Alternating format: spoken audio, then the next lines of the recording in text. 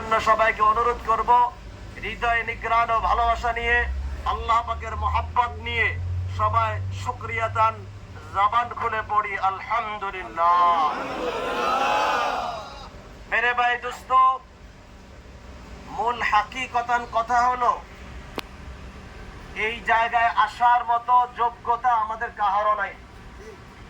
আপনি যদি যোগ্যতার দিক দিয়ে বিবেচনা করেন যে আমি মিনার তাবু যাওয়ার যোগ্যতা রাখি, আপনি যদি যোগ্যতার দিক দিয়ে বিবেচনা করেন আমি আরাফার ময়দানে যাওয়ার যোগ্যতা রাখি, আপনি যদি যোগ্যতার বিবেচনায় মনে করেন আমি বাইতুল্লাহ শরীফে যাওয়ার যোগ্যতা রাখি, আমি নিঃসংকোচে বলবো আপনি কোনোভাবেই এই সমস্ত জায়গায় আসার যোগ্যতা রাখেন না যদি আল্লাহ পাক দয়া করে না আনেন। এই জন্য ভাই, আল্লাহ তাআলা যেহেতু আমাদেরকে ভালোবেসে দয়া করে আপনারা যারা এই পর্যন্ত পৌঁছেছেন এর জন্য কত ব্যাঘাত পেয়ে আপনাদের ঘাত প্রতিঘাত পার হয়ে এই পর্যন্ত আসতে হয়েছে, আমরা সকলেরই বিষয়টা জানা। যেহেতু এত কিছুর পরে মহান আল্লাহ আমাদেরকে আজকে মিনার তাবু পর্যন্ত পৌঁছার তৌফিক দিয়েছেন, এটা নিঃসন্দেহে আল্লাহ পাকের খাস দয়া আর মেহেরবানি আমাদের সকলের উপরে। সম্মানিত হুজ্জাজ কেরাম, আমরা একটার ভিতরে ইনশাআল্লাহ তাবারাকা ওয়া তাআলা জুমার খুতবা শুরু করব। মৌলিক কিছু বিষয় যেগুলো ইতিমধ্যেই আপনারা আপনাদের মহল্লায় পাড়ায় ওলামায়ে কেরামের মাধ্যমে, এজেন্সির মাধ্যমে, গ্রুপ লিডারের মাধ্যমে বিভিন্নভাবে আপনারা মুজাকারা করেছেন।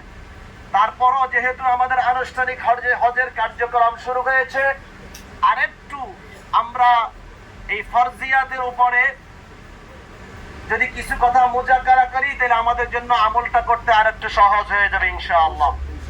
এই জন্যই আগে মাসাইল নিয়ে দু চারটি কথা আপনাদের সাথে শেয়ার করি। যদিও আপনারা খুব ভালো জানেন বা আমার থেকেও যোগ্যতা সম্পন্ন ওলামায়ে কেরাম এখানে আছেন উপস্থিত, আমি আসলে নগণ্য একজন পাপী গুনাহগার বান্দা।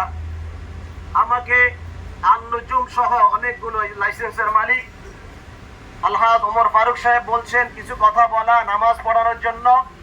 উনি নিসবতি মানুষ, আপনারা জানেন শাইখুল হাদিস শাহ হুজুর রহমতুল্লাহ আলাইহি জামাত উনি, তো উনি নিসবতের দিক দিয়ে অনেক বড়, আমি একজন ছোট নগণ্য মানুষ, আমাকে উনি বলেছেন তার জন্যই এখানে আপনাদের সামনে দাঁড়ানো। নিশ্চয় আমার সামনে আমার থেকে অনেক যোগ্য ওলামায়ে কেরাম নিঃসন্দেহে আছেন, এতে কোনো সন্দেহ নেই।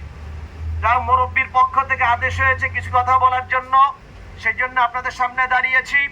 সর্বপ্রথম আপনাদের সামনে আমার মুজাকারা হলো, যদিও ইতিমধ্যে শিখেছেন তারপর আরেকটু ঝালাই করে নিতে চাই যে হজের ফরজ যে তিনটি, ইতিমধ্যে একটি আমরা সম্পূর্ণ করে ফেলেছি। সবাই জবান খুলে বলি আলহামদুলিল্লাহ। ইহরাম করা এটা আমাদের হয়ে গেছে, একটা এক নাম্বার ফরজ ছিল। ইনশাআল্লাহ তাবারাকা ওয়া তাআলা আল্লাহ পাক যদি আগামীকাল সুস্থতার সাথে হায়াতে বাঁচিয়ে রাখেন, দ্বিতীয় ফরজের উপরে আমল করার জন্য ইনশাআল্লাহ আমরা আরাফার ময়দানের দিকে অবস্থান করব। তৃতীয় নাম্বার ফরজ যেটা হলো বাইতুল্লাহ শরীফে জমরা পাথর মেরে কোরবানি কনফার্ম করে মাথা হলক করে স্বাভাবিক পোশাক পরিধান করে গোসল করে ফরজ তোয়াফ করা, এটা হলো তৃতীয় নাম্বার হজের ফরজ। আর মৌলিক 6টি হলো ওয়াজিব। এই 6টি আমরা সচরাচর আলোচনা শুনি, কিন্তু আসলে মূলত আমলের সাথে আরো 2টা ওয়াজিবের সম্পর্ক আছে, এগুলো সচরাচর আমাদের ভিতরে আলোচনা আসে না। যেমন আমরা 6টির ভিতরে যদি আলোচনা স্বাভাবিকভাবে শুনে থাকি, 1 নম্বরে আমরা মুজদালিফা রাত্রি যাপন করা, এটা আমরা 1 নম্বরে মুজাকারা করি। 2 নম্বরে মুজাকারা করি আমাদের জমরায় পাথর মারা। এরপরে 3 নম্বরে মুজাকারা করি আমরা কোরবানি কনফার্ম করা। 4র্থ নম্বরে মুজাকারা করি মাথার চুল হলক করা। এরপরে 5ম নম্বরে কি মুজাকারা করি আমরা? সাফা মারওয়া কি করা? সাই করা। 7ম নাম্বার হলো বিদায়ী তাওয়াফ করা। কি বলেন, এই 6টা আমরা মুজাকারা করি না? এর মধ্যে আরো 2টা ওয়াজিব আছে যেটা আমলের সাথে সম্পর্ক। সেই 2টা ওয়াজিব হলো মুজদালিফায় সুবহ সাদিকের পরে কিছুক্ষণ মুজদালিফায় অবস্থান করে তারপরে বের হওয়া, এটাও একটা ওয়াজিব। এই বিষয়গুলো খেয়াল রাখা দরকার। মুজদালিফায় সুবহ সাদিকের পরে কিছু সময় মুজদালিফায় অবস্থান করা, এটাও একটা ওয়াজিব। দ্বিতীয় নাম্বার হলো 11 তারিখ 12 তারিখ যে আমরা জমরায় পাথর মারব, 3 শয়তানকে ওই পাথর মারাটা হলো সূর্য হেলার পর থেকে নিয়ে ফজরের নামাজের আগ পর্যন্ত পাথর নিক্ষেপ করা ওয়াজিব। এই বিষয়টাও কিন্তু আমাদের খেয়াল রাখতে হবে। 11 তারিখ 12 তারিখ এই 2 দিন আমি যদি টাইমটা ফাইন্ড আউট করে বলি, 12:30 ধরেন, 12টা থেকে 12:30 থেকে নিয়ে শুরু করে পরের দিন ফজরের নামাজ মানে সুবহ সাদিকের আগ পর্যন্ত পাথর নিক্ষেপ করা, এই 2 দিন ওয়াজিব, এই টাইমের ভিতরে মারা। লেকিন এখানে কিছু প্রসেসিং বা জটিলতার কারণে এটাকে অনেক সময় সৌদি গভর্নমেন্টের কিছু ওলামায়ে কেরাম আম করে দিয়েছেন, সারা দিন মারতে পারবে।